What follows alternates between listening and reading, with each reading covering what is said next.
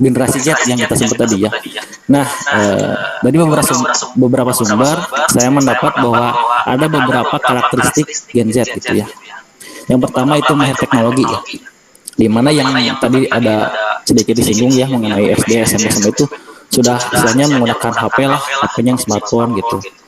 Nah, di sini memang generasi Z itu sangat bisa disebutkan mahir lah gitu, kebanyakan gitu. Nah, yang kedua itu suka berkomunikasi. Jadi pada generasi Z ini memang dengan dimudahkannya mungkin yang kita sebut sekarang media sosial gitu. Jadi komunikasi antar orang per orang itu dipermudah gitu. Makanya generasi Z itu karakteristiknya sangat suka berkomunikasi gitu. Kayak sama orang-orang jauh gitu, bertanya kabar atau mungkin kita sebut komunikasi lewat kalau Facebook misalnya status gitu kan. Begitu. Terus yang ketiga ini generasi Z itu cenderung mengumbar privasi ya. Mungkin ini banyak pro kontra juga ya mengenai privasi itu. Apakah memang semua privasi itu dibolehkan gitu, diumbar melalui media sosial gitu ya. Namun ini menurut saya lebih mencolok gitu karakteristik Gen Z itu mengumbar privasinya ya. Mau habis makan gitu diupload dulu, mau olahraga gitu upload dulu gitu. Nah, selanjutnya generasi Z itu lebih mandiri ya. Di sini kenapa disebut lebih mandiri karena memang di internet atau di kita sebut Google lah gitu, kita sudah diberikan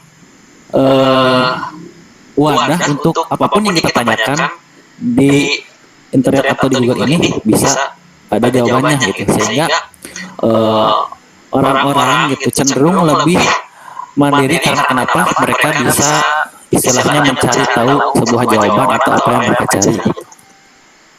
Nah, selanjutnya lebih toleran ya ini Gen Z. Di sini lebih toleran itu maksudnya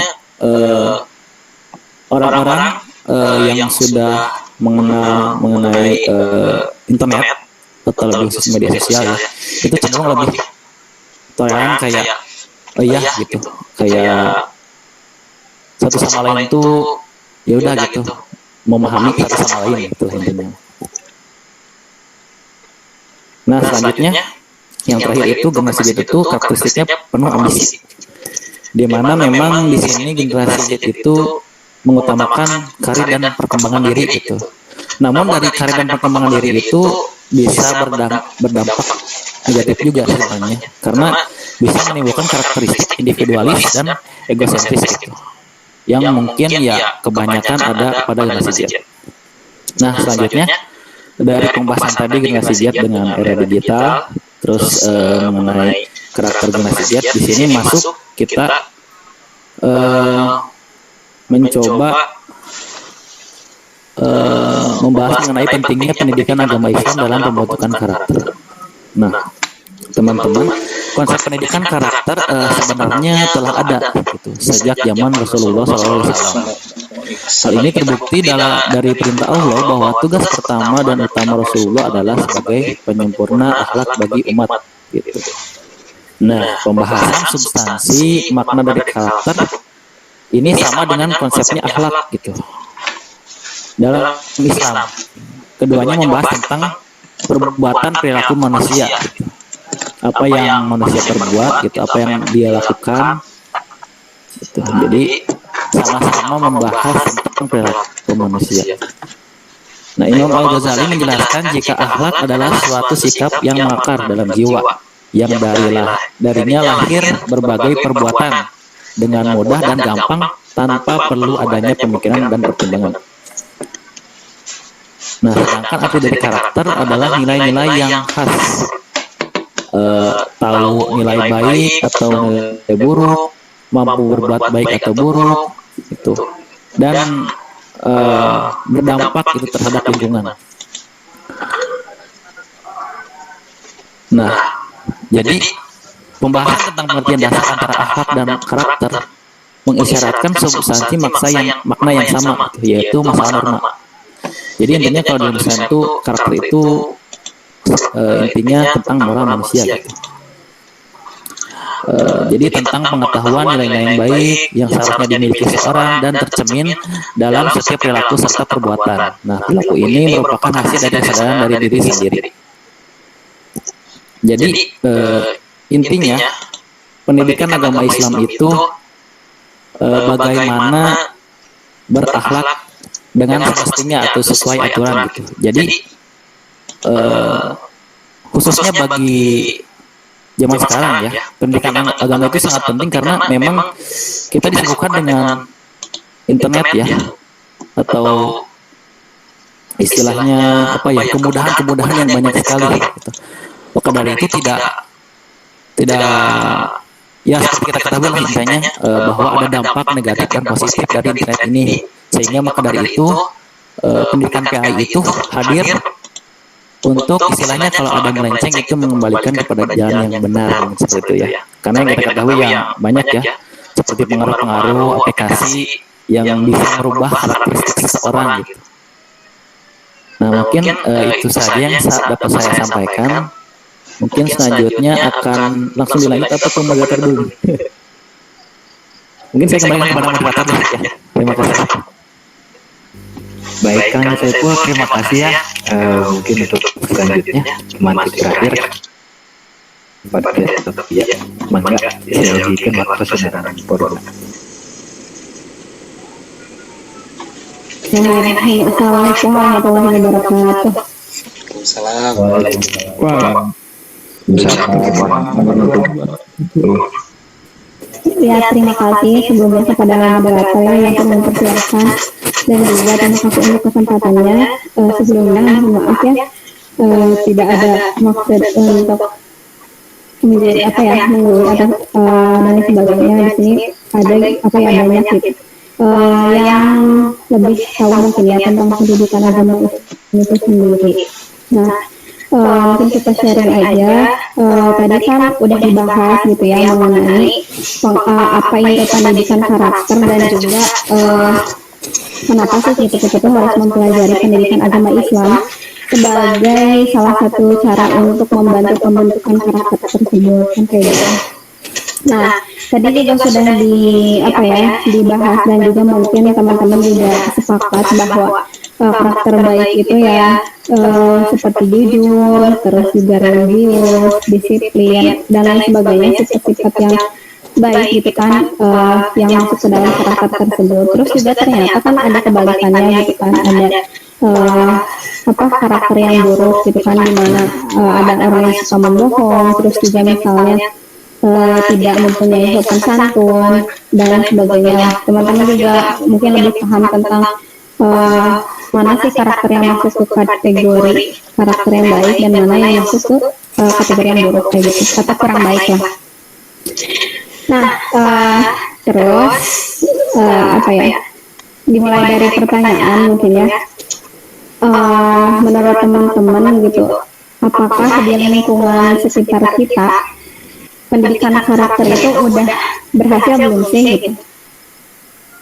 Ada yang menjawab nggak? Misalnya berpendapat bahwa pendidikan karakter itu udah menyeluruh gitu ke semua orang, atau saya ternyata pendidikan karakter itu ternyata belum diterapkan atau kayak gimana? Ada yang berpendapat? Saya boleh berpendapat nggak teh? Boleh. Sebelumnya perkenalkan, nama saya Haji Mutakin.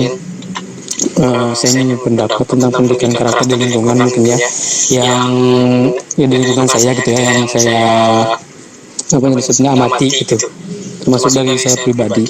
Kalau menurut saya pendidikan karakter itu kembali lagi kepada lingkungan. Saya meskipun sudah disekolahkan atau sudah diajarkan misalkan di sekolah dan juga dari rumah, tapi kembali lagi kepada lingkungan juga dipengaruhi oleh seperti tadi kata pemantik yang kedua, kita ini kebanyakan generasi Z ya, yang dari awal tahun 1995 kalau nggak salah, generasi Z itu dengan hadirnya teknologi gitu, salah satunya media sosial, dan dengan media sosial juga berpengaruh juga terhadap pendidikan karakter kalau menurut saya, sehingga berpengaruh juga terhadap lingkungannya gitu.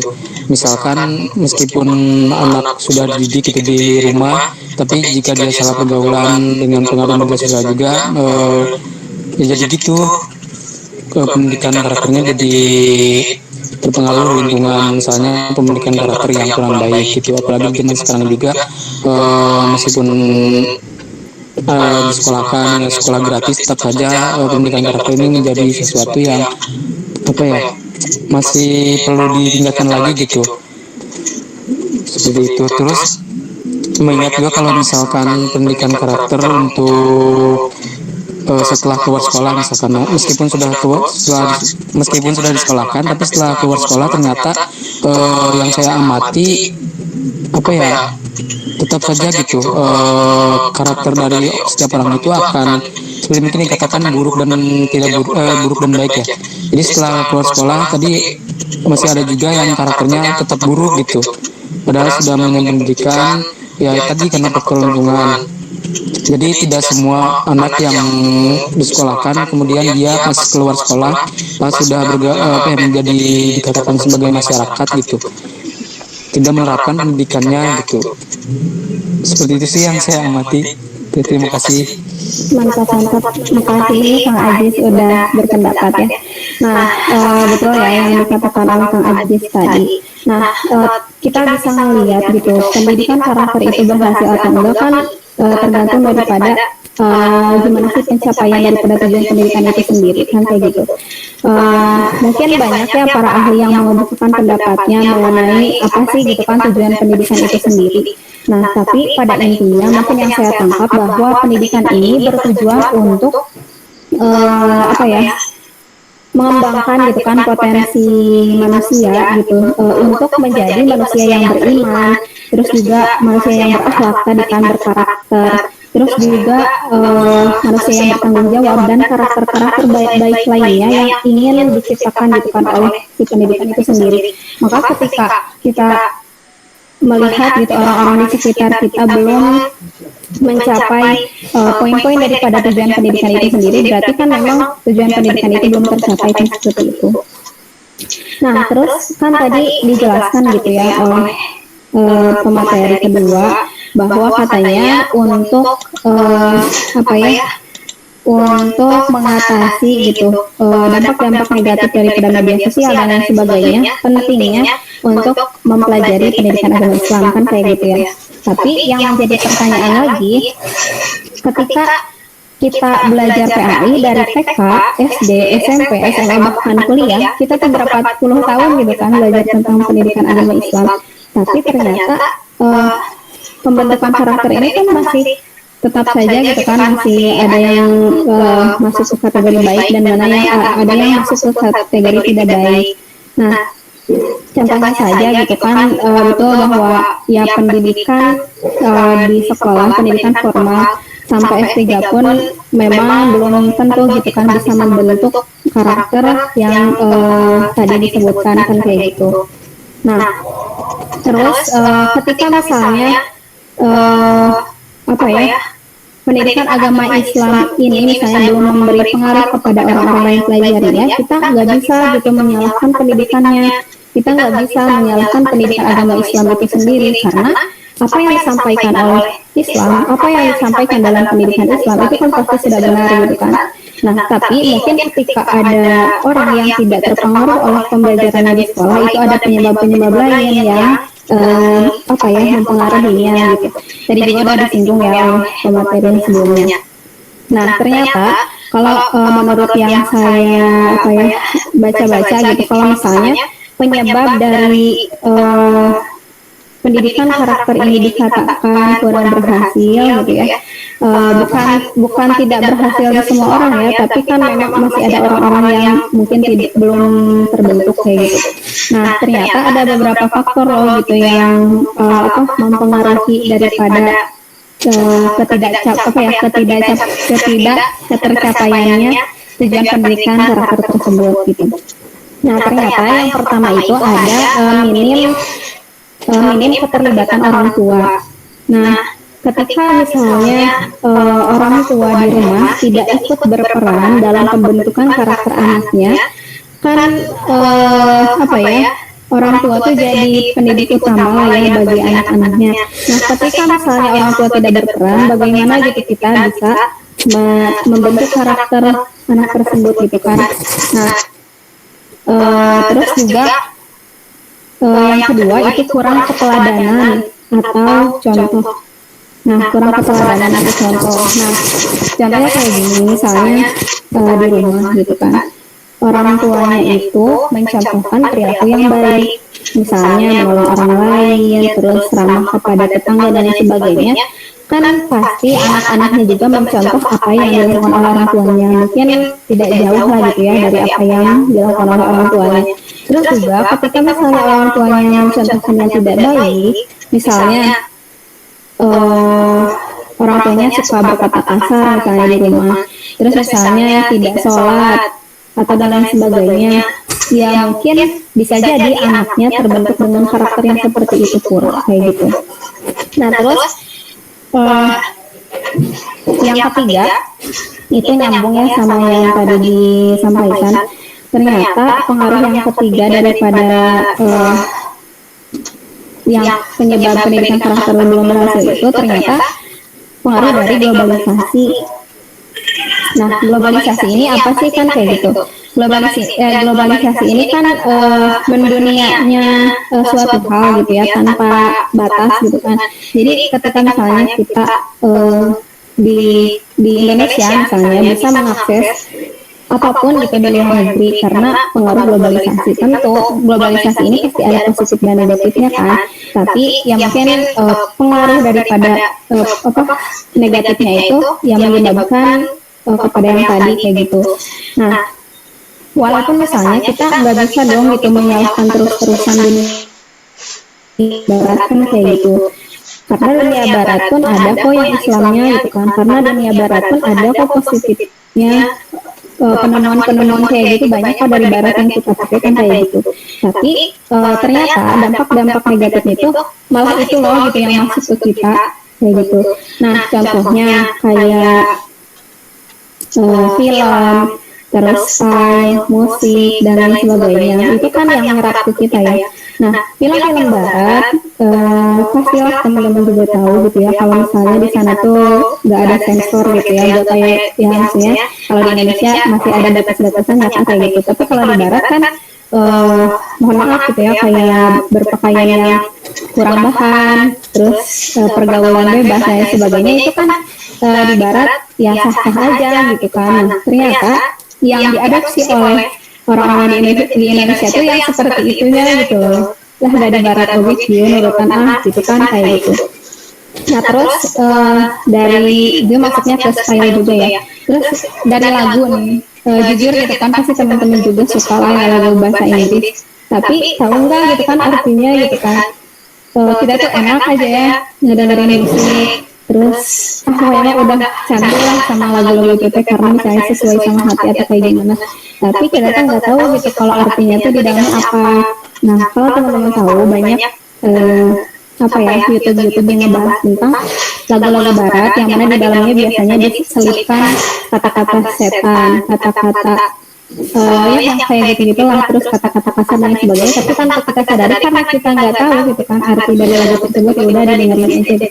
Nah tanpa sadar juga bisa jadi kata-kata itu teh apa ya membawa dampak buruk gitu terhadap pembentukan karakter kita.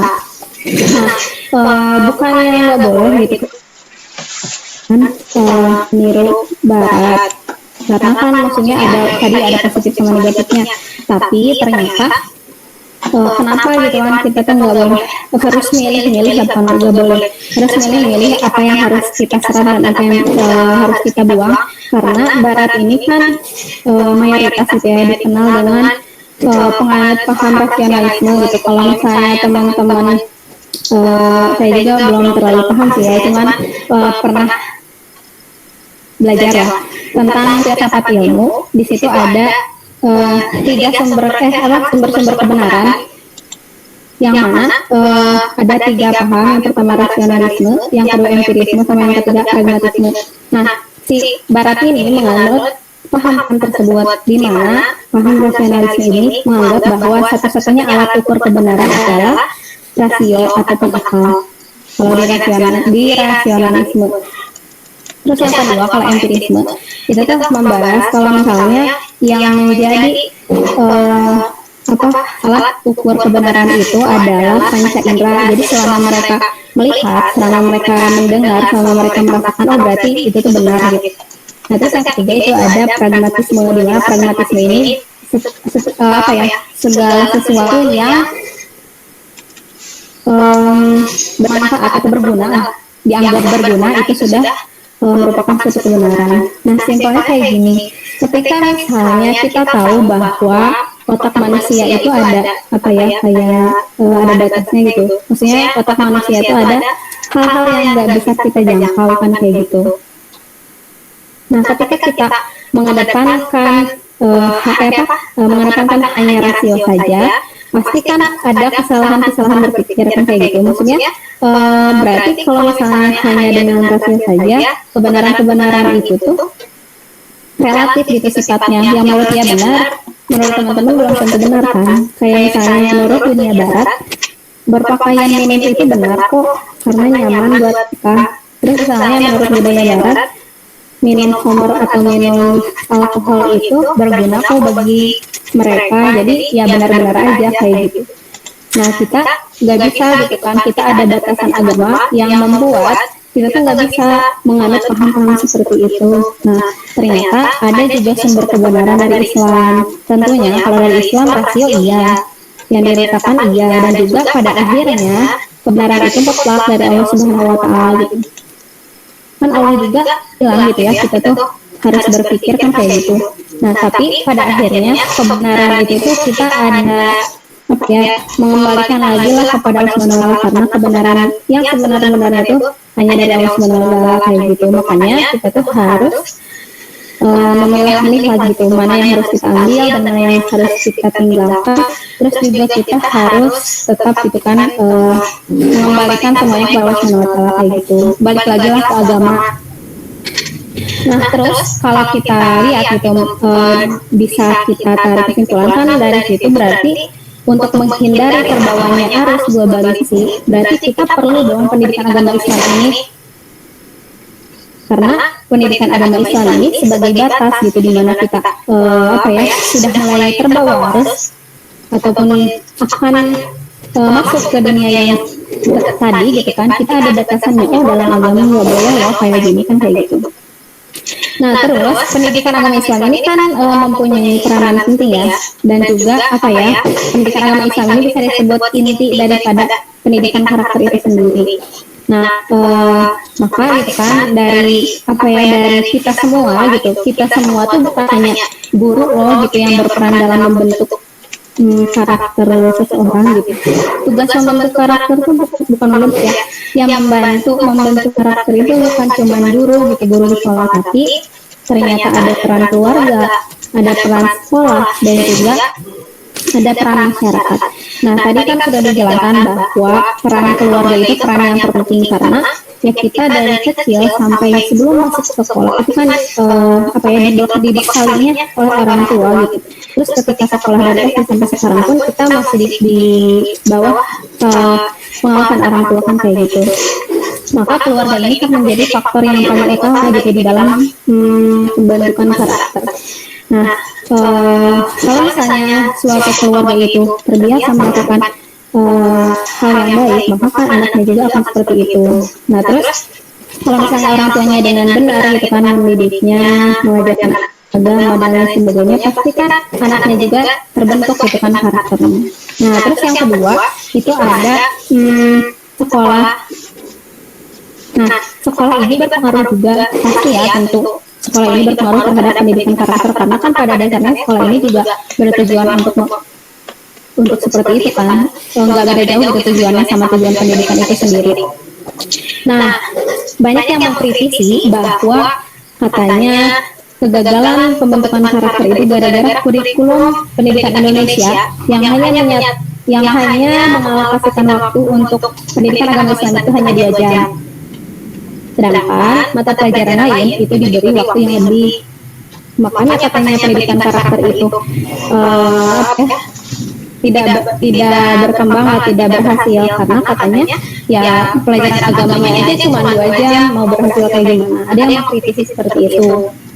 Nah, terlepas mungkin pendapat teman-teman mungkin berbeda-beda ya. Tetapi saya mengalami sendiri gitu tentang ini, bahwa dulu gitu kan cerita tentang SMA, saya masuk SMA bukan madrasah kayak gitu, dan otomatis kurikulum yang dipakai itu kurikulum pendidikan Indonesia yang mengalokasikan waktu PAI itu hanya 2 jam dalam 1 minggu.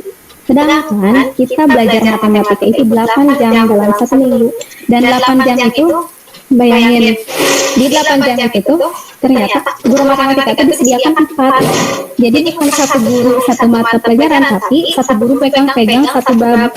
Jadi misal guru matematika ada 4. Yang pertama guru khusus limit, yang kedua guru khusus trigonometri, yang ketiga guru khusus dimensi, yang keempat misalnya guru khusus pencacahan dan sebagainya lah. Sampai dikhususkan seperti itu loh gitu untuk pelajaran-pelajaran umum. Sedangkan pendidikan agama Islam yang katanya pendidikan ini ingin membentuk karakter, kok hanya diberikan waktu 2 jam kan kayak gitu. Tapi ya mudah-mudahan gitu ya bisa ditambah ataupun solusi yang terbaiknya lah tentang pendidikan agama Islam ini. Namun yang saya ingin garis bawahi adalah ketika kurikulum itu kan udah seperti itu misalnya, udah ya PAI hanya diberi waktu 2 jam. Oke gitu. Nah, ketika kita sudah mengetahui permasalahannya seperti itu, berarti apa yang harus kita lakukan? Berarti kan kita harus mempelajari pendidikan agama Islam ini di luar kelas. Nah, untuk menambah wawasan pendidikan agama Islam ini, kita harus mencari juga di luar kelas, karena kita tahu bahwa 2 jam itu nggak cukup gitu buat mempelajari agama Islam yang begitu sempurna, yang begitu luas kan kayak gitu. Nah, maka solusinya adalah pendidikan karakter di keluarga itu sendiri, dan juga sistem dari sekolahnya itu sendiri. Kalau dulu memang saya gitu di SMA pendidikan agama Islam hanya 2 jam, tapi untuk mengantisipasinya sekolah membuat sistem-sistem yang mengarah kepada pendidikan karakter. Jadi walaupun teorinya hanya 2 jam, tapi nilai-nilai PAI-nya kita terapkan sehari-hari. Jadi misal dulu tuh kita gitu satu sekolah, baik itu penjaga kantin, baik itu security, baik itu guru, baik itu murid, semuanya ketika mendengar azan harus berangkat ke masjid. Ketika misalnya dikasih waktu nih 20 menit setelah azan masih ada yang berkeliaran di luar masjid, itu dikenakan denda, dikenakan sanksi, dikenakan poin kalau siswa. Nah, itu kan salah satu pembentukan karakter juga kan. Nah, maka ketika pelajaran PAI ini dirasa kurang gitu di dalam teorinya di kelas, ya harus ada sistem-sistem yang mengatur untuk mengarahkan pendidikan karakter tersebut kayak gitu. Nah, contoh lain, kalau di sekolah dulu, ketika ada yang ketahuan mencontek, itu benar-benar di poin 100, dan kita hanya diberikan jatah poin 200. Ketika kita nyontek 2 kali, itu udah out dari sekolah, dan itu tuh nggak bisa ditoleransi. Itu tuh kalau misalnya sudah kena, ya udah keluar gitu. Nah, itu tuh salah satu pembentukan karakter jujur, tanpa guru kasih tahu teorinya jujur adalah bla bla bla bla. Kalau kita tidak jujur, dampaknya ini. Manfaat jujur ini. Nah, teori itu kan sudah kita dapatkan misalnya di SMP misalnya. Nah, di SMA ini harus ada juga gitu si sistem-sistem yang mengatur seperti itu, atau bisa kita ungkit lagi kepada keteladanan yang tadi. Kita tuh butuh keteladanan, kita tuh butuh praktek, kita tuh nggak bisa gitu hanya dengan teori-teori saja gitu. Nah, terus yang ketiga adalah masyarakat. Betul ya yang dikatakan oleh Kang Ajis tadi, bahwa lingkungan kita juga berpengaruh, masyarakat juga berpengaruh terhadap pendidikan karakter. Ketika misalnya kita tinggal di suatu daerah yang memang misalnya religius, misalnya dan lain sebagainya lah, sifat-sifat yang baik, otomatis dong gitu kan kita ke bawah. Misalnya nih teman-teman masyarakat di kampung pergi ke acara Maulid Nabi di suatu tempat misalnya, terus diajak, pasti ikut kan lama-lama, terbentuklah karakter seperti apa yang dilakukan oleh teman-teman di sekitarnya. Nah, terus karakter itu sebenarnya kan udah ada sejak lahir atau apa dibentuk sih kan kayak gitu. Nah, ternyata karakter ini menurut Profesor Dr. JP Baharudin Faiz kalau nggak salah, beliau mengatakan kalau misalnya karakter itu apa ya, bukan sebuah takdir gitu. Jadi nggak ada gitu di takdiran Allah itu takdirnya berkarakter jelek, oh ini itu takdirnya berkarakter buruk, enggak. Tapi karakter itu tuh itu kan diusahakan gitu kan oleh kita mau membentuk karakternya seperti apa dan harus melakukan cara yang seperti apa untuk mendapatkan karakter tersebut. Nah, mungkin teman-teman juga pernah dengar gitu ya bahwa istilah kalau misalnya karakter atau kepribadian itu dibentuk melalui apa yang kita lihat, terus dibentuk melalui apa yang kita dengar, melalui apa yang kita rasakan, dan itu dilakukan berulang-ulang, pada akhirnya kan terbentuk menjadi sebuah karakter kayak gitu. Nah, jadi memang di pembentukan karakter ini kita tidak bisa hanya mengandalkan teori, tapi juga harus ada praktik dan lain sebagainya. Nah, terus juga kalau misalnya di apa ilmu psikologi perkembangan, di mana di psikologi perkembangan itu dibahas tentang bagaimana sih gitu kan sisi psikologi pada perkembangan manusia. Di sana ada materi tentang perkembangan keberagamaan manusia. Nah, di sana dijelaskan ada beberapa fase tentang perkembangan keberagamaan ini. Nah, yang pertama ada fasenya anak-anak, ada fasenya remaja, ada fasenya dewasa, ada fasenya juga usia lanjut gitu ya, lanjut usia dan sebagainya. Nah, di mana di situ dikatakan beberapa ciri-ciri menurut ilmu psikologi tentang keberagamaan manusia. Katanya kalau misalnya di usia anak-anak dan juga usia remaja itu mereka sedang fase-fasenya penasaran, apa ya, fase-fasenya mencari, fase-fasenya diberi pupuk lah di fase itu. Nah, terus ada lagi fase remaja, ada fase dewasa. Nah, di fase dewasa ini si manusia-manusia ini sudah mulai mempunyai tekad yang kuat dari apa yang sudah diajari sebelum-sebelumnya. Nah, terus di usia lanjut ini katanya sisi kematangan keberagamaan seorang manusia. Walaupun misalnya kita pandang bahwa kematangan beragama itu tidak memandang umur, ya betul ya. Kalau misalnya soleh, kalau misalnya taat itu nggak memandang tua, muda atau kayak gimana. Tapi kalau menurut ilmu psikologi kan kayak gitu. Nah, terus berarti dari sini kan bisa kita lihat ya bahwa misalnya nih di fase anak-anak, di fase remaja itu diajarkan misalnya diajarkan tentang menutup aurat. Nah, terus di fase dewasa tuh dia udah bertekad gitu, oh bahwa menutup aurat itu harus gini. Nah, mulai di fase dewasa itu konsisten gitu.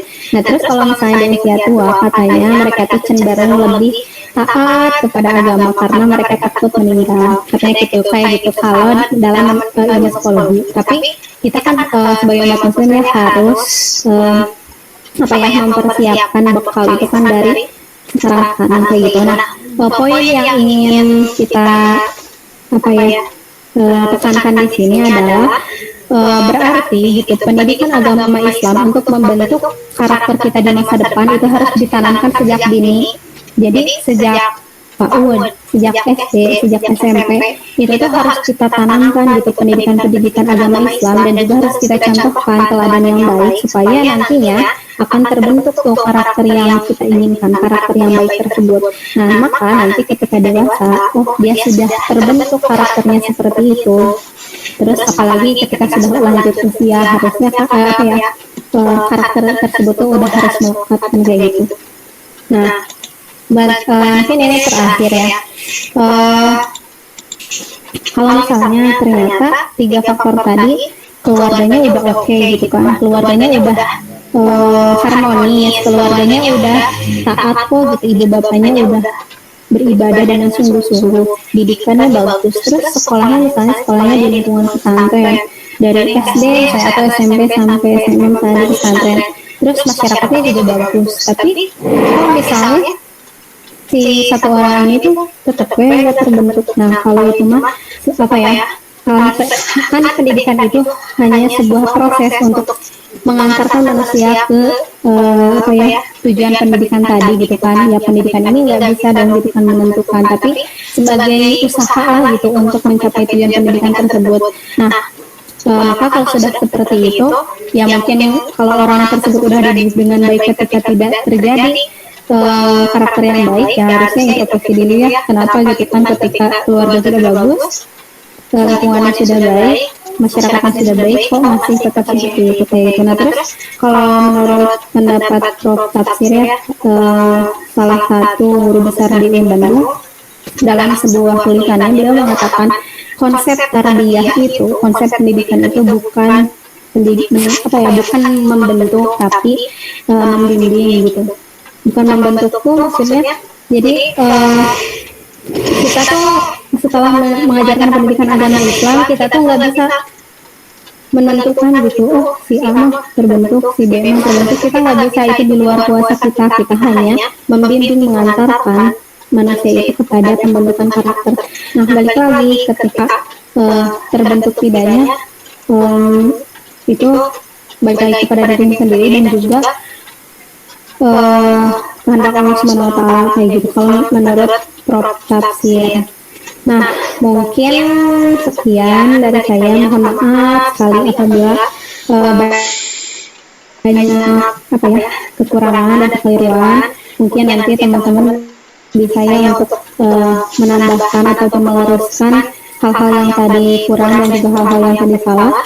Terima kasih. Saya kembalikan kepada moderator. Masya Allah, alhamdulillah.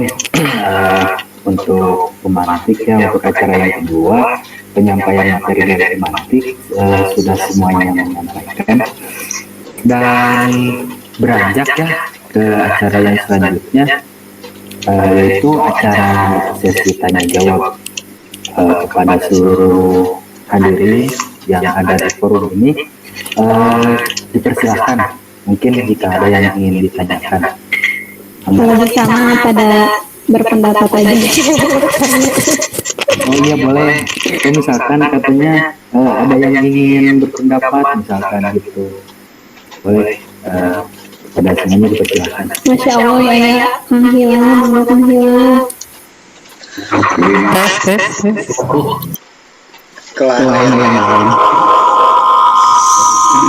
Ya, Kang Hilal, Masya Allah di PAI nanti semester 7 painten aya salit na anak biasa dididikan ka urang sadaya. Itu udah mah maba ngawai kanu tos audio mah adik tingkat teh ya. Aya Tah kan samsul lah. Audio mah tah aya ketum tah tos PPL ketum. Audio mah teh janten. Ya seorang ini mah.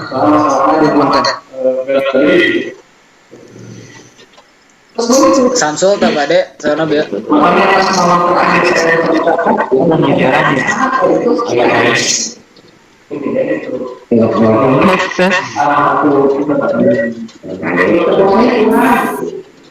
Mangga Samsul. kadang teh Swanten aduh gitu jaringannya aduh ya Allah hujan. Kadang pisan. Oh iya. Siap pada kemarisnya salik ya kan pada hakikatnya gitu, tujuan pendidikan itu adalah salah satunya untuk membangun karakter bangsa. Nah yang Samsul tanyakan itu peran lembaga pendidikan yang sekarang ini dalam membangun karakter bangsa di era 4.0 atau generasi Z. Atau nuhun akhirnya panginten.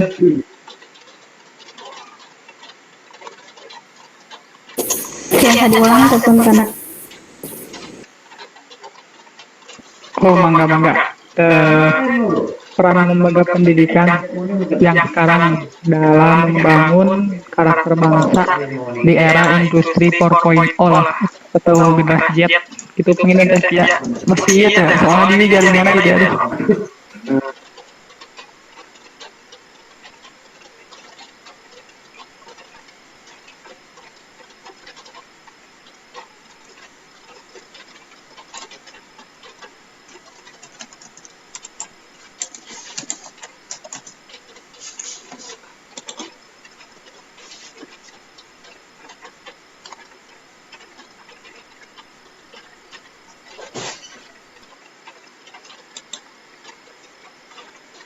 Mangga karena kami yang bade menanggapi.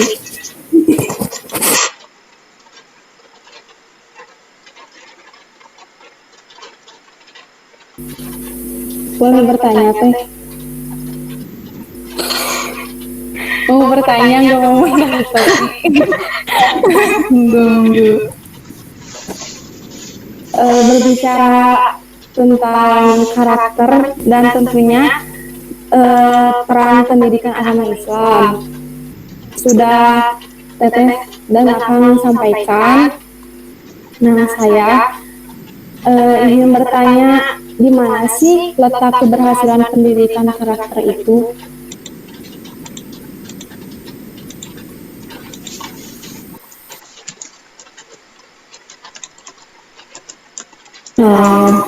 Mungkin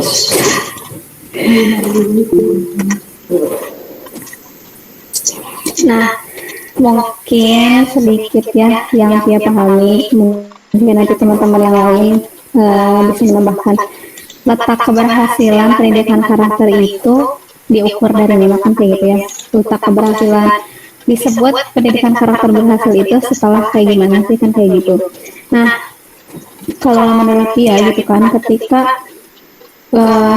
keberhasilan pendidikan karakter ini ya tadi balik lagi ketika tujuan daripada pembentukan karakter atau tujuan dari pendidikan itu sudah tercapai. Misalnya nih di sekolah kita belajar tentang ilmu tentang kejujuran. Nah, kita tuh ngejelasin aja ya, misalnya si guru tuh ngejelasin tentang kejujuran itu apa, kayak tadi manfaat dari jujur itu apa, terus dampak negatif daripada ketika kita tidak jujur ataupun ketika kita berbohong itu apa. Nah, apakah itu sudah dikatakan berhasil gitu kan? Belum, itu baru hanya sekedar teori.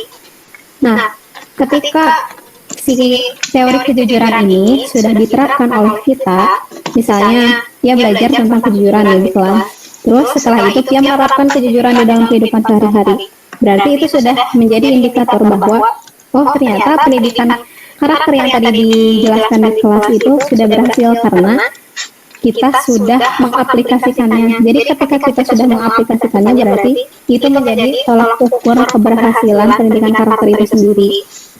Kayak gitu simpelnya, ketika masih menjadi teori ya berarti itu hanya sekedar teori gitu, belum jadi keberhasilan dari pendidikan karakter itu sendiri. Kan pendidikan karakter ini bukan bagaimana kita menghafal beberapa banyak buku. Pendidikan karakter ini bukan hanya ketika kita misalnya bisa mengemukakan dengan jelas gitu kan teori-teori tentang kejujuran, kan nggak kayak gitu, tapi gimana kita mengaplikasikan ilmu yang sudah kita dapat, berarti itu kita sudah berhasil gitu menerapkan pendidikan karakter itu sendiri. Jadi pada intinya si indikator ketercapaiannya itu kalau sepengetahuan dia itu ketika tujuan pendidikan itu sendiri sudah tercapai atau sudah diaplikasikan. Mungkin gitu ya. Mangga yang lain kalau ada yang mau menambahkan. Tadi juga ada nih pertanyaan dari Samsul Arif, satu lagi boleh kalau ada yang menjawab tentang apa sih peran lembaga pendidikan ataupun bisa kita sebut sekolah gitu ya selama atau misalnya perguruan tinggi dalam pembentukan karakter anak bangsa gitu ya dalam era 4.0. Mangga ada yang ingin menjawab? Tiap pengen nambahin kan sih, nyimpulin yang tadi yang awal, pertanyaan yang awal. Boleh.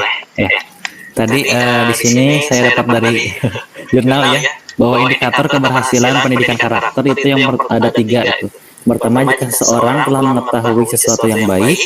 Nah, yang kedua, mencintai yang baik itu, dan yang ketiga, melakukan yang baik gitu. Jadi simpelnya itu sih kalau ini dari jurnal. Terima kasih.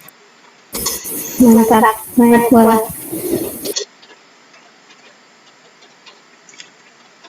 Izin menambahkan. Cek ya, aduh hujan. Bangga Kang. Ayo. Siap. mantap sekali ya para pemateri untuk hari ini, malam hari ini luar biasa. Yang barusan pertanyaan kedua sih sebenarnya tentang ketercapaian ya, letak keberhasilan dari pendidikan karakter. Sebenarnya tadi juga saya jawabannya itu saya sama dengan Saiful Fikri, cuma masalahnya saya tidak bersumber kuat semacam Saiful Fikri ya. Kalau Saiful Fikri barusan sumbernya kuat sekali dari jurnal, kalau saya sumbernya sanadnya dari Al-Hilali ya, jadi agak ragu lah, bahkan agak doib gitu ya. Intinya pendapat sendiri sih barusan, tapi alhamdulillah sudah dijawab bahwa emang simpelnya saja keberhasilan pendidikan karakter itu ya mencapai tujuan dan juga mengarah kepada yang lebih baik. Karena emang karakter yang kita bahas di sini bukan karakter yang jelek kan ya, karena karakter itu tidak semena-mena diartikan karakter itu baik ya. Banyak kan karakter yang buruk gitu. Tapi kan di sini kita berbicara tentang karakter yang baik. Jadi apabila yang ditujukan oleh kita itu sudah mengarah kepada yang lebih baik, maka keberhasilan pendidikan itu sudah berhasil ya. Kemudian tadi saya sedikit menarik juga tentang yang tadi dibahas oleh pemateri terakhir Salapia tentang apa tadi teh? Oh, kurikulum yang memberikan pendidikan agama Islam itu hanya berapa jam? 2 jam ya? Kayak 2 jam, siap. Oke, luar biasa sekali ini. Berarti itu terlalu sekolahnya itu terlalu menganut kepada aturan yang telah disediakan ya. Kalau misalnya bisa mendobrak ya kenapa tidak sebenarnya ya. Bisa loh itu di kurikulumnya itu ditambahkan, atau jam pelajarannya itu ditambahkan, dan bermainnya itu di waka kurikulum dan stakeholder yang lainnya. Sebenarnya bisa seperti itu. Cuma ya alangkah baiknya sih menurut pada aturan. Dan ini juga menyambung kepada pertanyaan yang Samsul tentang apa tadi teh, peran sekolah, peran lembaga ya, atau gimana sih intinya? Peran lembaga pendidikan untuk membentuk karakter anak bangsa dalam kurikulum. Oke, berarti udah di zaman now ya sekolahnya, bukan lagi sekolah-sekolah yang zaman dikuris make dihadiahan make susu sekolah ini warna coklat kealaman tuh. Oke, sebenarnya ini tadi juga yang dibahas oleh Salapia sudah benar ya. Hampir saya mau menyanggah tadi, tapi belum diberikan kesempatan sih sebenarnya. Tapi sudah dijelaskan lagi, gagal nanti jadi bahan sebenarnya orang teh nanti. Dan emang saya juga sepakat loh ketika PAI itu hanya diberikan 2 jam, dan itu memang kurang ya, berbeda dengan pendidikan mata pelajaran yang lain. Tapi sekolah jangan kalah dengan sistem ya. Justru sekolah yang harus memainkan sistem. Seharusnya seperti itu. Harus berani ya, para manajer di sekolah ya, intinya pemegang jabatan-jabatan yang sentral tentang kurikulum kah ataupun apa itu, harusnya berani untuk menepis hal-hal yang seperti itu. Ya tadi kita dengan cara pembiasaan. Sebenarnya proses untuk keberhasilan karakter ini yang lebih baik menurut saya, penelitian saya, bukan penelitian sih sebenarnya, analisis saya ketika melihat dari berbagai waktu dan juga pengalaman yang hari ini telah terjadi, justru pendidikan di dalam kelas itu ya karena dibatasi ya kan, kermah diatur ku RPP, kudu naon ngaranna teh, sesi yang pertama 10 menit pertama naon heula, itu ya heula naon heula. Menurut saya itu memang terstruktur dengan baik sebenarnya. Cuma kalau internalisasi atau penanaman nilai-nilai daripada pendidikannya itu atau materi yang ditujunya itu menurut saya tidak cukup kalau demagoginya kemampuan demagogik gurunya itu kurang sebenarnya ya. Jadi waktunya itu tidak cukup lah. Kermah 2 jam di PAI teh. Kermah diatur ke RPP kan aduh repot oge nya. Dan banyak juga kan itu model-model RPP, ya model itulah, model iyalah dan lain sebagainya dan itu berbeda keberhasilan atau ketercapaian dari materi yang disampaikan. Tuh, jadi bisa juga nanti ketika kalian ya menjadi orang-orang yang berperan penting dalam pendidikan nantinya, apalagi semacam Teh Salapia nanti menjadi dekan seperti itu, ataupun Hilmi yang menjadi rektor. Nah, ini tidak bukan hal yang tidak mungkin ya. Mungkin saya menjadi menteri pendidikannya gitu, jadi kita diatur, Syekh Hilmi tuh balik tinggal, nah kan bisa gitu. Aduh, Oke, serius. Jadi ketika nanti kalian sudah menjadi orang yang berperan di dalam sana, atur-aturlah gitunya dengan permainan yang cantik gitunya, dengan permainan yang rapi. Tetap tujuan orang ya mencerdaskan kehidupan bangsa dan juga membentuk karakter tadi. Karena memang saya sepakat sekali karakter pendidikan karakter ini, apalagi karakter yang baik itu sangat penting. Karena ya tadi yang sering saya sampaikan juga bahwa adab itu lebih penting daripada ilmu ya. Al adabu fauqal ilmi kan ya. Adab itu di atas ilmu. Jadi bukan percuma sih.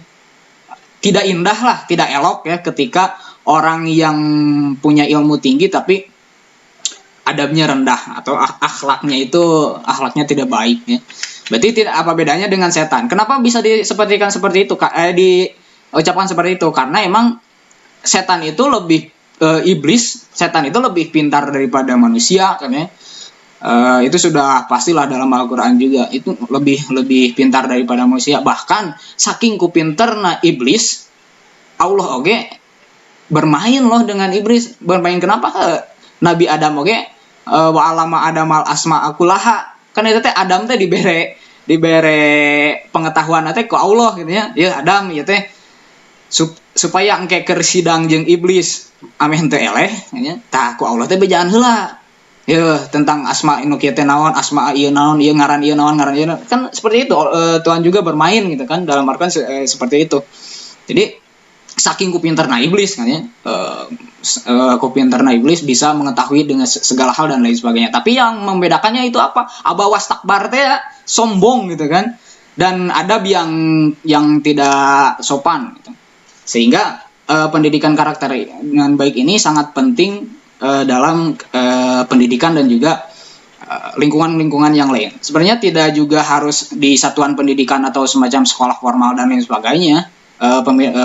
Karakter ini fokusnya, tapi gak tahu kenapa jadi menjurus kepada satuan pendidikan ya. Sebenarnya tidak terlalu juga kepada satuan pendidikan.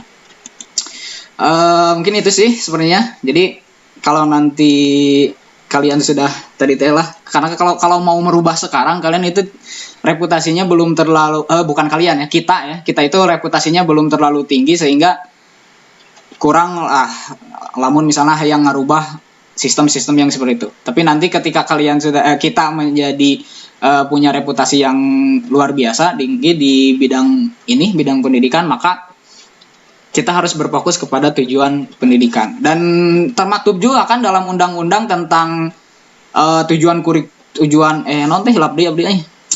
tentang sistem pendidikan nasional kan ya.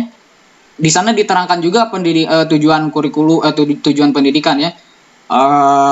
Salah satunya itu yang saya ingat, saya lupa lagi redaksinya, tapi yang saya ingat itu ada ya kata-kata yang dimaknai sebagai nanti ngaranna gitu. Perbaikan akhlak lah.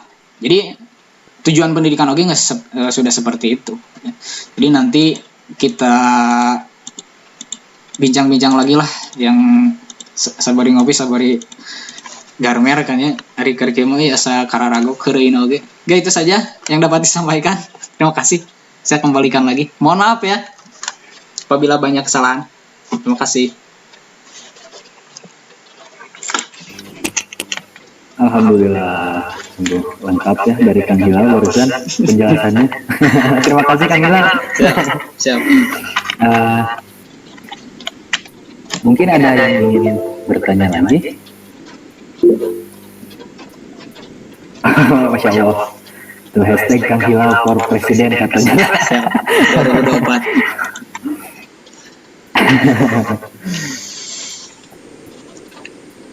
Sebenarnya saya juga mau bertanya sih ini teh. Tadi kan iya, Kang Hilal, mangga. Kaci itu. Iya, mangga. Kaci, siap.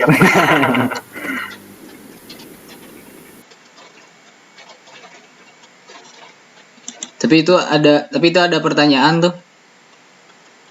Atau mau ditampung dulu yang saya? Oh iya. Mungkin takutnya Kang Hilal setelah barusan sedikit lelah mungkin bisa mengambil air dulu gitu kan ya. Siap. Mungkin ya, mungkin kalau kita ke pertanyaan Sylvia Anggreni dulu. Katanya Teteh, aku mau tanya bagaimana cara pembentukan karakter yang baik untuk diri sendiri? Dan pertanyaan yang kedua, bagaimana cara membentuk etika peserta didik dalam pembelajaran daring? Angga, kanu ka teteh sareng ka akang nak diceritakan. Mangga tadi Kang Esel. Kopi.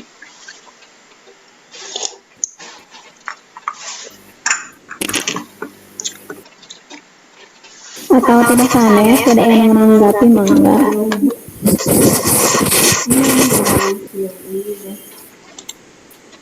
Cek. Baru bobo itu. Ya tuh Mangga. Izin menjawabnya itu perkara nanti Sylvia Anggreni ya. Tapi sebelumnya hal yang diluruskan kitanya pilih abdi lepas tuh. Perkara nanti anu kahiji bagaimana cara pembentukan karakter yang baik untuk diri sendiri. Tadi di dalam pengertian karakter sendiri nyaeta usaha sadar untuk manusia memahami, peduli dan melaksanakan nilai-nilai akhlak. Dengan kata lain, pendidikan karakter ini harus dimaknai sebagai usaha sungguh-sungguh untuk memahami, membentuk, memupuk nilai-nilai akhlak atau moral etika. Kalau menurut saya pribadi ya, untuk membentuk karakter yang baik untuk diri sendiri yaitu dengan melakukan pembiasaan. Misalnya ketika kita bertemu dengan orang tua, sikap kita tuh harus seperti apa. Terus dengan orang lain kita harus seperti apa. Contohnya kayak kita tuh ingin dihargai nih sama orang lain, tentunya kita juga harus bisa menghargai kepada orang lain gitu. Terus pertanyaan yang kedua, bagaimana cara membentuk etika peserta didik dalam pembelajaran daring? Tentunya ini menjadi sebuah permasalahan ya dalam etika ini, karena memang pembelajaran daring ini kebanyakan guru-guru hanya memberikan pelajaran, bukan pendidikan. Pembelajaran yaitu memberikan sebuah pengetahuan kepada peserta didik, tetapi tidak dengan pendidikan akhlak. Kenapa demikian? Karena memang daring gitu ya. Makanya pemerintah atau banyak orang juga menyarankan harus adanya kolaborasi antara guru dan juga orang tua. Jadi harus ada kolaborasi antara guru dan orang tua. guru harus bisa apa sih disebutnya tuh, mengawasi. Jadi komunikasi antara guru dan orang tua itu harus bisa terjalin dengan baik. Nah, terus harusnya dalam pembelajaran daring ini, mungkin ini untuk sekolah dasar ya, karena peserta didik, bener kan Angela, kalau peserta didik itu sekolah dasar? Ya enggak.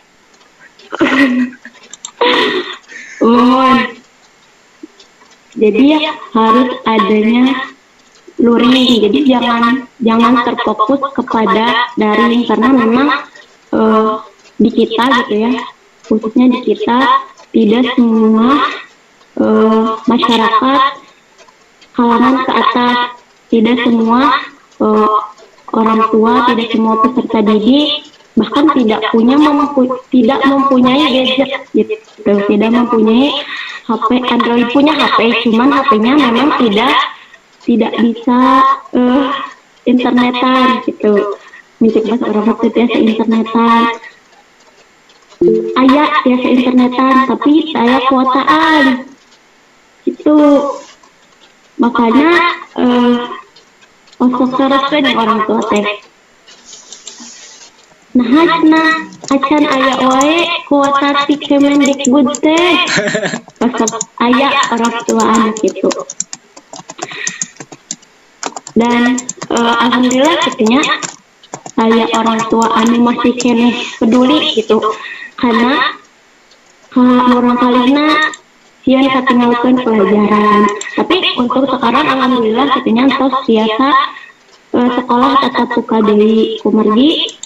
Ayeuna Cianjur kabari Cianjur untuk level 2, tapi ayeuna Cianjur ke level D3. Mungkin itu untuk membentuk etika peserta didik mah harus adanya kolaborasi antara orang tua dan guru. Mungkin itu. Ya, betul Teh Sylvia, lebih ke kesadaran diri sendiri dan pembiasaan kita. Kalau misalkan kita membiasakan diri melakukan hal-hal baik, ketika kita melakukan hal-hal buruk itu akan menjadi sesuatu yang tidak enak gitu bagi diri kita.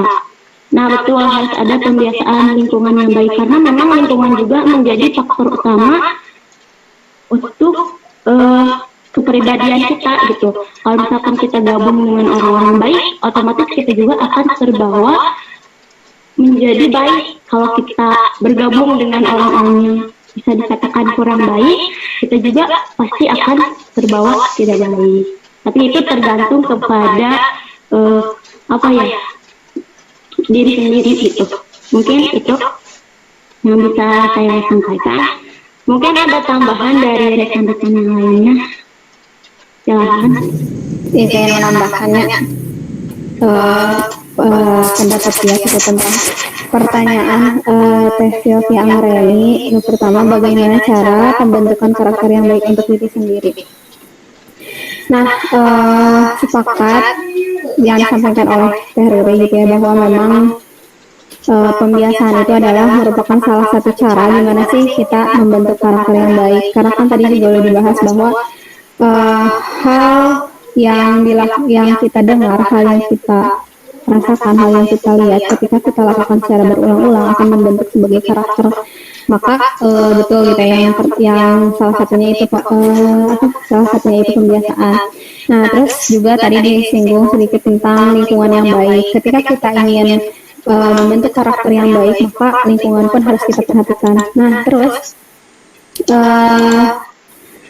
hal lain yang bisa kita lakukan untuk dalam penanaman karakter ini,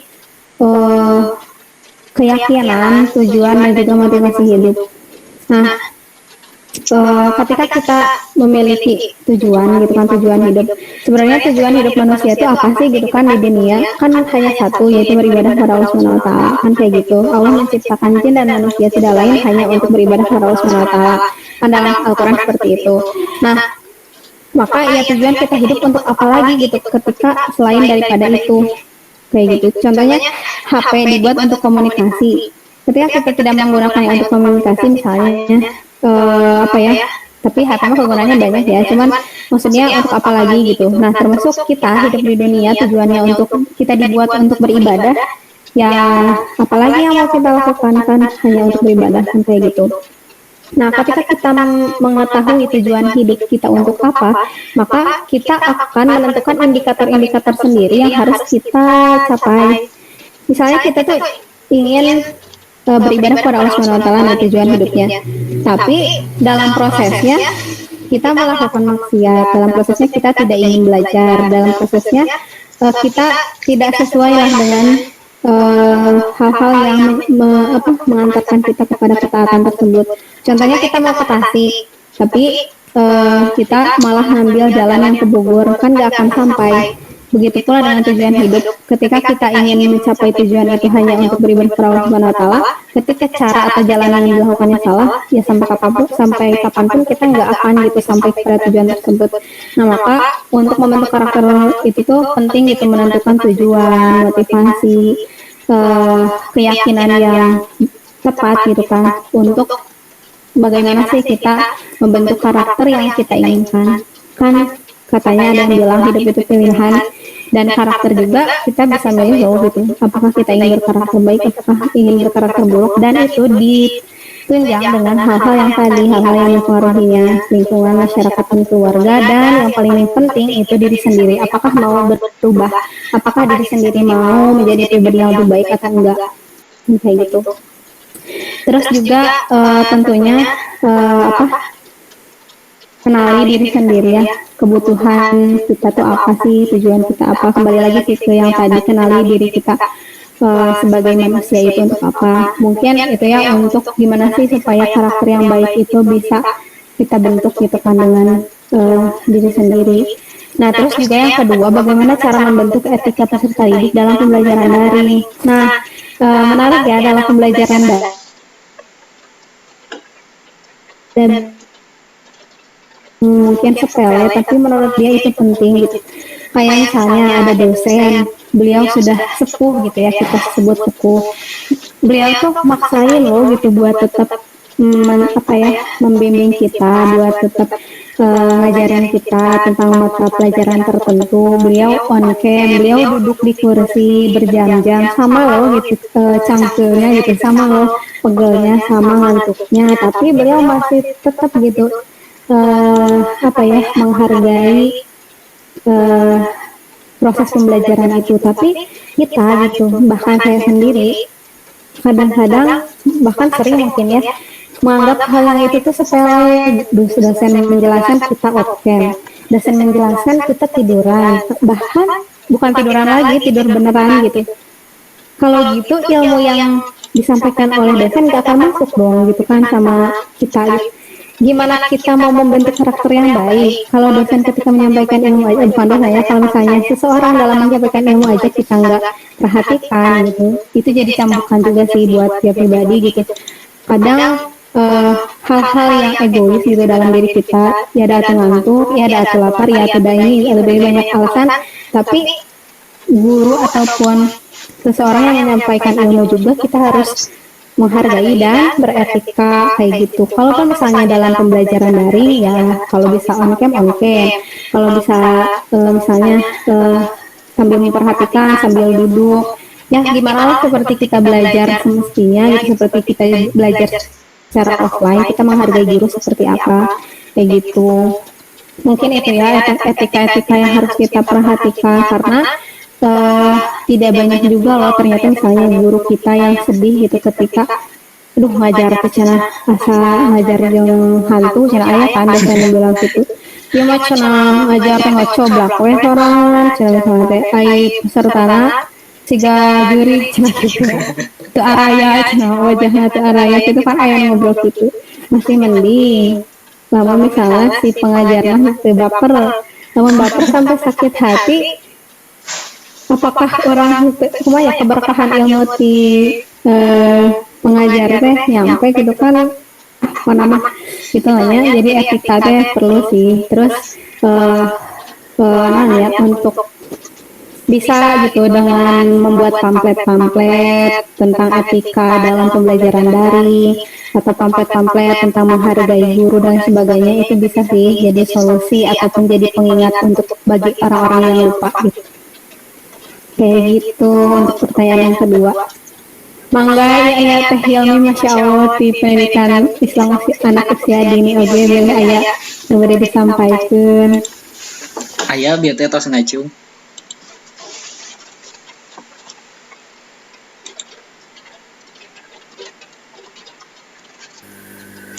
Ya, mungkin ada yang ingin menambahkan kembali atau misalkan menambahkan lah gitu lah intinya. Dari pemantik mungkin Kang Saiful ingin menambahkan kembali. Aduh, cakap. Hampir ada bingung pendidikannya. Oh, mohon siap. Panginten Kang Saiful mah menuju ieu nya fokus nyiapkeun materi kanggo ngawal perkara santikan hilal ayeuna nya cendernya. Itu beneran. Mohon. Panginten tadi Kang Hilal sebenarnya saatos ngadugikan pernyataan jantung timbul pertanyaan tentunya Kang Hilal. Mangga Kang Hilal. Siap, turnuan. Sebenarnya sebelum ke pertanyaan, saya akan menanggapi terlebih dahulu yang barusan tentang pernyataan dari Pia ya. Tapi inget teh poho deui tadi teh langsung aja karena pertanyaannya. Ya, saya intro dulu bos. Mau tanya lagi katanya. Boleh gak? Oke. Boleh kan? Siap. Saya dulu ya teh. Karunya abdi mah aduh maba soalnya.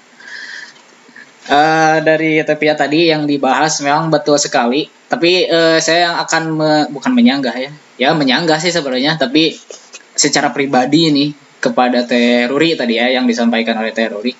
Bahwa ketika pembiasaan kita di lingkungan itu betul sekali ya, antara lingkungan kemudian keluarga dan juga lingkungan pendidikan secara formal ataupun non formal itu sangat penting dalam pembentukan karakter. Nah tapi tadi di pembentukan karakter lingkungan itu kita harus membiasakan bergabung atau berteman dengan orang yang baik atau kumanya sehingga kita ikut baik atau kumanya. Jangan yang buruk sehingga kita ikut buruk. Sebenarnya itu menurut saya pribadi ya, itu hal yang kurang tepat menurut saya. Justru kita bisa disebut baik dan luar biasa ketika kita bergabung dengan orang-orang yang katakanlah buruk, bukan tong buruk ya, kurang baik lah. Tetapi ketika kita bergabung dengan mereka dan justru mereka yang menjadi baik semacam kita gitu. Ya inti nama jika ken lauk asin dina iyalah lauk laut gitu ya. Walaupun tinggal di tempat yang asin, tetapi ketika dimakan kan itu rasanya tidak asin ya. Asin sote yang meureun geus diuyahan di darat kan gitu. Jadi seperti itu, walaupun kita tinggal di tempat yang lingkungan yang kurang baik, tetapi kita tetap baik dan justru menjadi penerang dalam kegelapan gitu ya. Inti nama ketika kita sudah baik, ketika kita sudah dan belajar menjadi baik dan menuju kepada yang lebih baik, saya bisa katakan itu sebagai mutiara. Dan ketika mutiara disimpan di tempat yang kumuh ataupun mutiara disimpan di tempat sampah, mutiara ya mutiara, tidak turun harganya gitu ya. Justru akan menjadi sorotan loh tempat sampah itu teh dan dipandang baik. Oh, ternyata tempat sampah yuk aya mutiara kan seperti itu kan. Jadi bisa membawa dampak yang lebih baik tempat sampah juga karena tadi teh aya si mutiara. Jadi kita sebagai mutiara harus membawa hal kebaikan kepada tempat sampah itu gitu ya. Seperti itu menurut saya ya.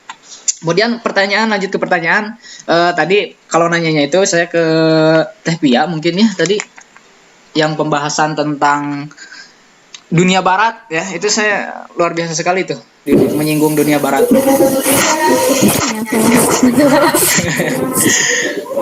Tentang menyinggung dunia barat ini tadi disinggung banyak juga tentang karakter-karakter kebiasaan di barat ya.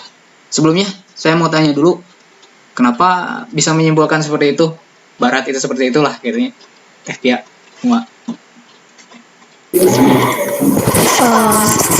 Banyak sebenarnya. Pertama, dia menyampaikan tadi kan bukan menyimpulkan bahwa dunia barat itu negatif loh gitu. Dia tadi di awal bilang kalau misalnya negara barat itu ada positif ada negatifnya, termasuk kita juga di negara Indonesia kan kayak gitu ya, nggak semuanya baik, nggak semuanya buruk. Manusia kan begitu, nggak semuanya baik, nggak semuanya buruk, kan pasti ada sisi-sisi dua sisi itulah baik dan buruk. Nah, terus kenapa gitu bisa menyimpulkan bahwa salah satu faktor yang di apa ya, yang dikira kalau itu tuh sebagai sebagai salah satu faktor ketidakberhasilan pendidikan karakter.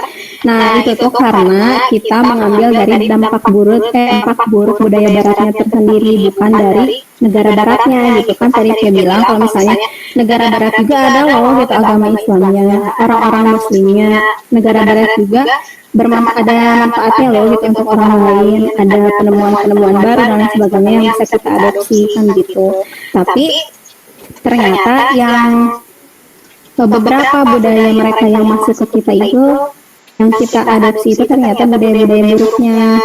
Contohnya pergaulan bebas, terus juga pendidikan karakter tadi yang misalnya tidak membentuk karakter yang jujur dan lain sebagainya. Nah itu tuh mungkin salah satu dampak daripada dampak negatif dunia barat kayak gitu.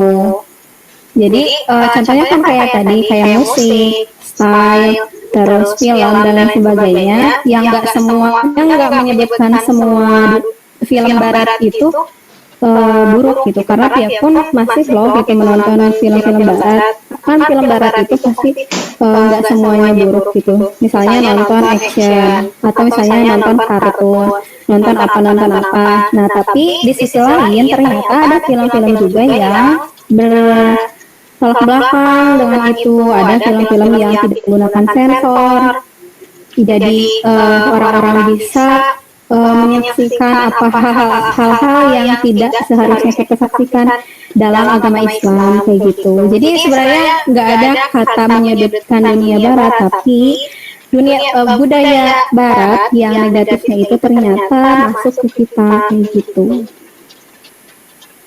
Gitu kan ya. Siap. Oke. Lengkap.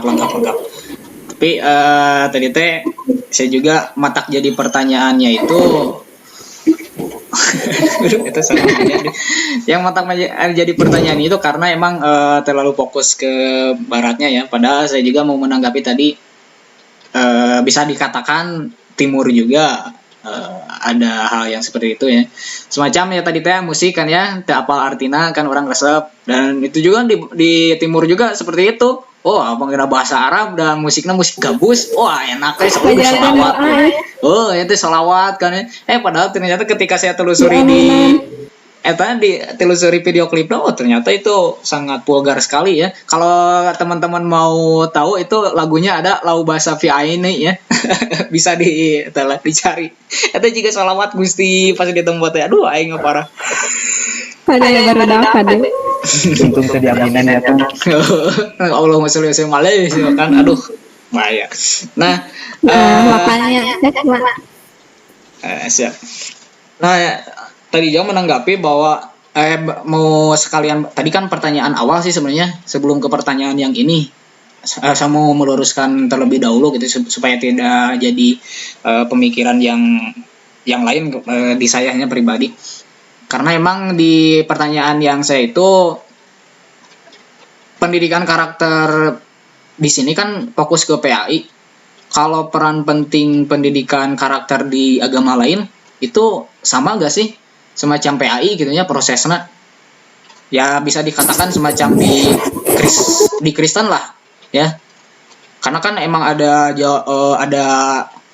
di perjanjian lama itu di Yesa ayat di ayat 22 dikatakan celakalah mereka yang menjadi jago minum dan juara dalam mencampur minuman keras. Dalam firman ini dalam penjelasannya nih, firman ini sudah menjelaskan dituliskan bahwa Allah tidak suka jika umatnya minum minuman memabukkan atau yang mengandung alkohol.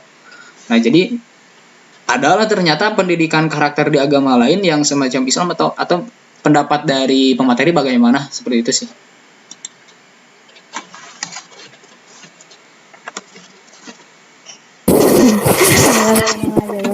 Oleh pihak pribadi mah kirang-kirangnya Kang tentang apa gitu, soalnya memang saya pernah mencari tentang hal yang ditanyakan, terus emang saya pernah ngobrol oke sebenarnya sekarang orang-orang anu misalnya di luar umat muslim gitu, saya pernah ngobrol kumaha sih misalnya di agama lain dan sebagainya, itu pihak pribadi mah Kang saya kantos gitu.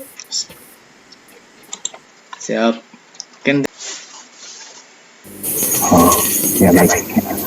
Gimana ke Sofia mau menambahkan atau bagaimana? Iya, sama Kang Epul berani menjawab pertanyaan ke Sylvia. Semangat Kang Epul.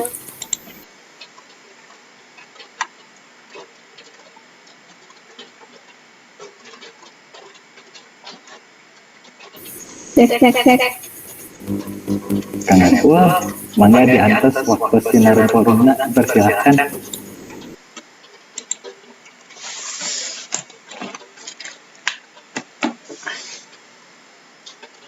Teh Uwi oke kan badai ngajawab pertanyaan Teh Uwi. Mangga Teh Uwi. Kumaha tuh ya? Teh Uwi pernah tadi badai menjawab pertanyaan. Oh, pertanyaan tadi datang kelewat pertanyaan Tikang Samsul yang menambahkan gitu.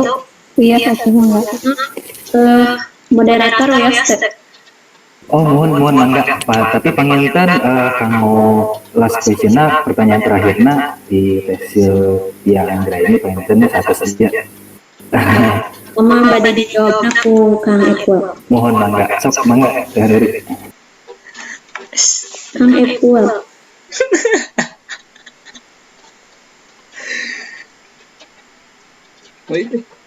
Oh, mohon Kang Epul. Tapi Abi ya lah. mangga Kang Epul. Aduh, yang kenapa? Tapi teori bilih badai menambahkan lagi anu nemi. Mangga si payun panginten Kang Epul menuju dia fokus ke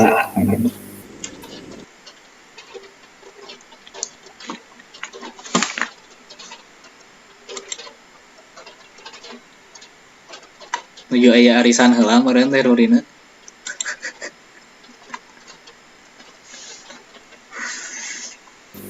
mangga teori bilih badai ngadugikeun pernyataan anak panginten si payun sabari ngantosan Kang Epul teori.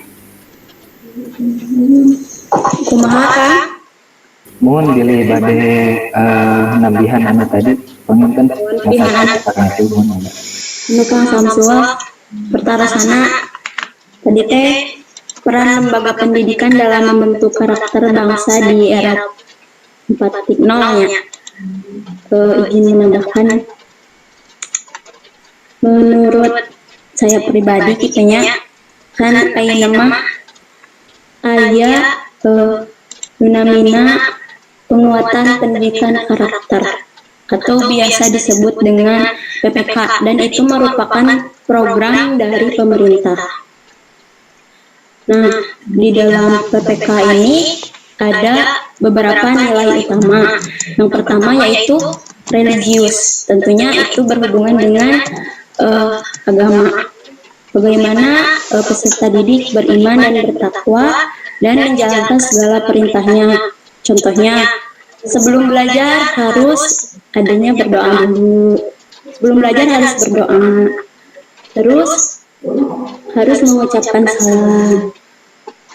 Dan biasanya guru menanyakan kepada siswa apakah pagi tadi melaksanakan sholat subuh.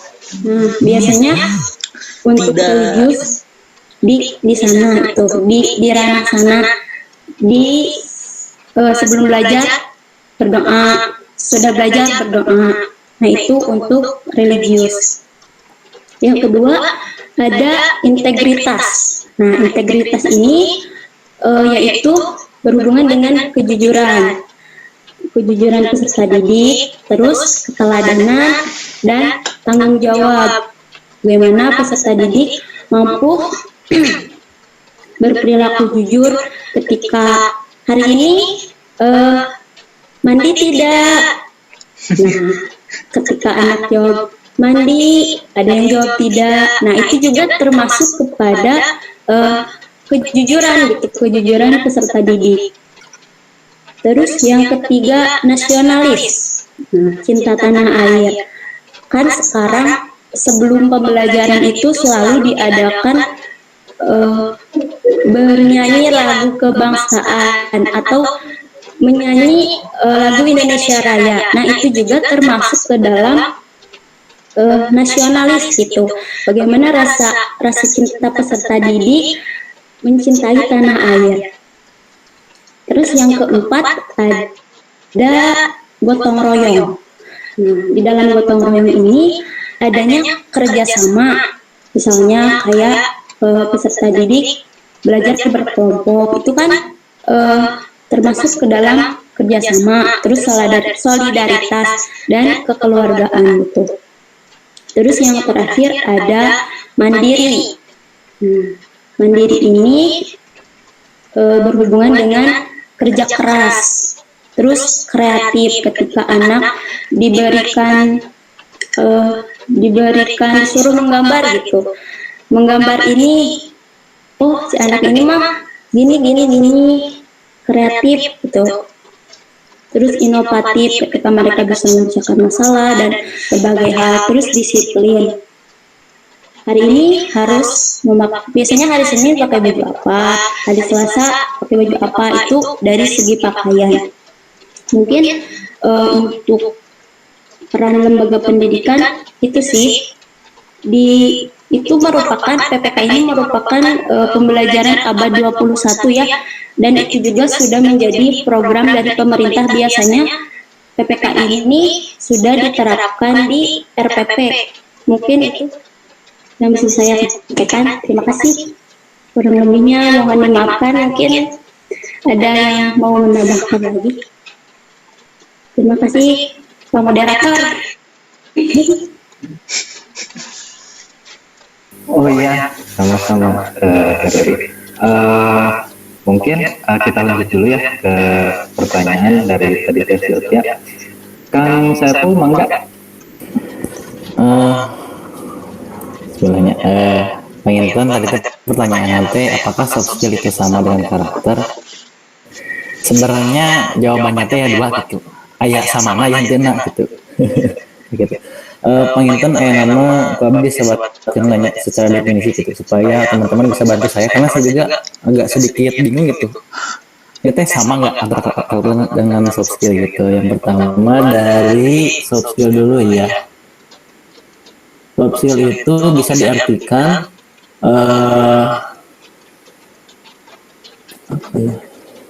bakat, kemampuan terhadap sosial, komunikasi, kecerdasan sosial dan lain-lain.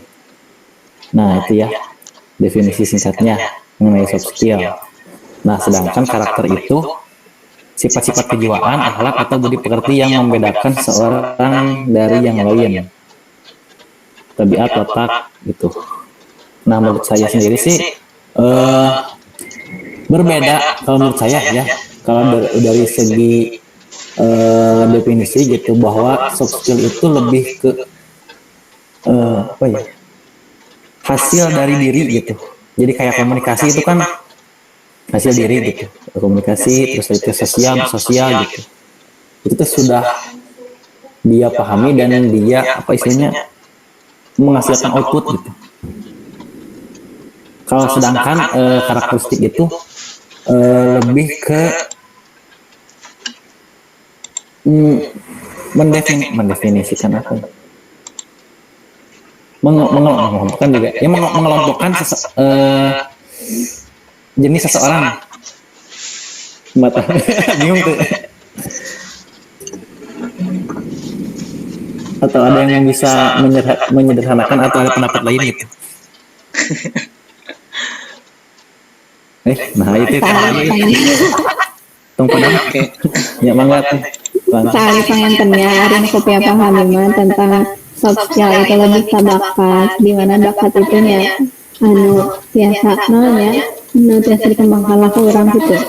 Misalnya bakat berkomunikasi yang baik, bakat berorganisasi, atau minat bakat, atau misalnya bakat-bakat yang lain, nah itu masuk ke soft skill yang bisa dilatih gitu. Emang sih karakternya bisa dilatih ya tadi lewat pembiasaan.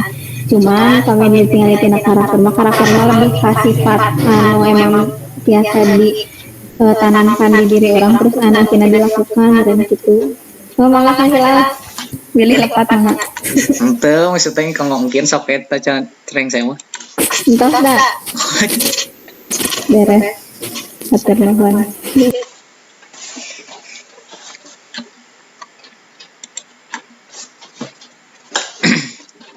Izin Pak Moderator. Bangga Kang Ilham. Kalau yang dari barusan dibahas dari penjawab, sebenarnya jawaban saya juga sama. Kalau kita lihat secara etimologi ya seperti itu ya. Soft skill adalah kemampuan atau bakat, dan karakter itu lebih kepada kepribadian atau sifat. Nah, justru berbeda jelas ya kalau secara etimologi seperti itu.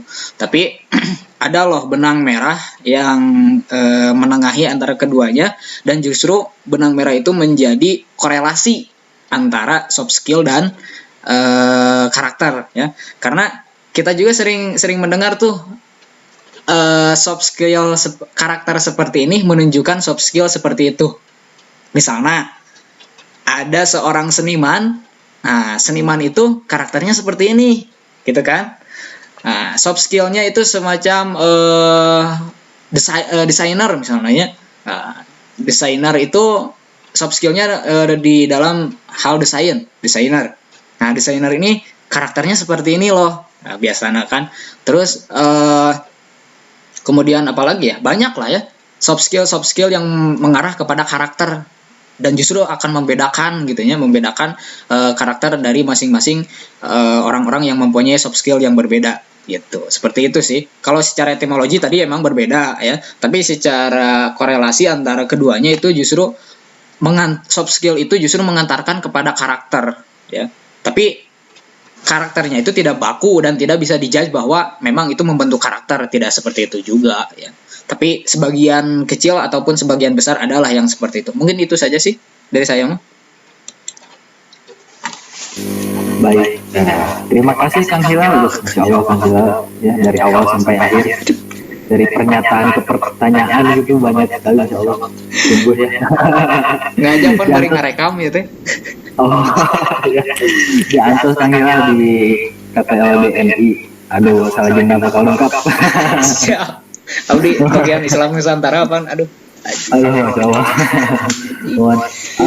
Mungkin ya untuk malam ini di pertemuan kali ini di acara Keep Things and Let's Doing dari bagian nalar intelektual, untuk malam ini dicukupkan dulu mungkin ya, karena waktu mungkin dilihat terlalu larut juga, tepatnya anggotanya mungkin ingin beristirahat lebih cepat atau ingin menikmati akhir pekan mungkin ya, seperti itu. Dan mungkin akan saya lanjutkan ke acara selanjutnya. Namun mungkin saya minta ke Akang Tetehnya sebelum melanjut ke acara selanjutnya bisa on kamera untuk dokumentasi mungkin untuk acara KPL malam ini, untuk sesi dokumentasi gitu.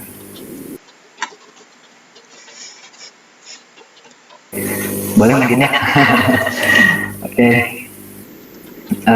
Dan mungkin ada Kang Tetehnya yang mungkin memang berkenan yang menggunakan laptop dan berkenan untuk men-screenshot layar, mungkin boleh. Ada yang bisa? Siap. Ayah Abdi. Oh, siap, Kang Hilal, siap. Panggilkan. Langsung di komando saja sama Kang Hilal ya kan? Oke. So, iya sahadi nu tacan aya di abdi mah ya Aang tacan, Paujan tacan, Sipa, Sri, Ahmad Kamil, Sylvia, Novianti dan Cucu Maryam belum ya. Silakan yang mau menyalakan kameranya, silakan menyalakan kamera terlebih dahulu sebelum saya ambil layarnya. Ya. Aduh. Astagfirullah. Oh iya, ayah titipan salam. Ti Ayah titipan salam di IG-nya Kabin NI Kabinet Saujunan Sawarna Salam Kasadayana. Wonten panggil ayah kapriyoyan sanes enten gabung masa kedap surut. Waalaikumsalam. Oke, saayana di abdinya jigana ieu mah sinyal di abdi meureun ieu teh. Aya sababaraha orang nu oke. Ya ayah tuh. Aya. Abi ayah ke Kang Hilal. Aya. Aang eta aduh nah apa tona unggul nih kok. Dah gitu. Aduh ay. Rewas tadi aya duaan. Oke, siap ya. Cucu Maryam Nurpadila baru bergabung, silakan yang baru bergabung boleh dibuka kameranya atau apabila mau ataupun tidak mau pun tidak apa-apa. Kita hitung saja 1, 2, 3. Oke. Satu kali lagi kita coba 1, 2, siji, 2, hiji. Ya nungguin ya. Kela euy, para reum kabeh heula tungan. Oke, siap. Diulangi lagi. 1, 2, 1, 2, 3. Cekrek. Oke, sudah. Oke, aduh, Kang Hilal, terima kasih banyak ya Kang Hilal sudah screen saya. Mungkin tanpa perpanjang waktu lagi, saya berlanjut ke acara berikutnya yaitu penutup. Dan mari kita tutup acara ini malam ini dengan bacaan hamdalah bersama-sama. Alhamdulillah. Alhamdulillah. Ya, saya sebagai suatu moderator, saya minta maaf apabila ada salah kata ataupun perilaku saya yang kurang berkenan. Dan mungkin cukup sekian dari saya. Akan tetenya boleh akan turun. Terima kasih Kang Teteh semuanya. Hatur nuhun sadayana. Ini direkam ya. Nanti akan launching di channel YouTube Karmapak. Aduh, parah. Aduh. Ya, hatur nuhun.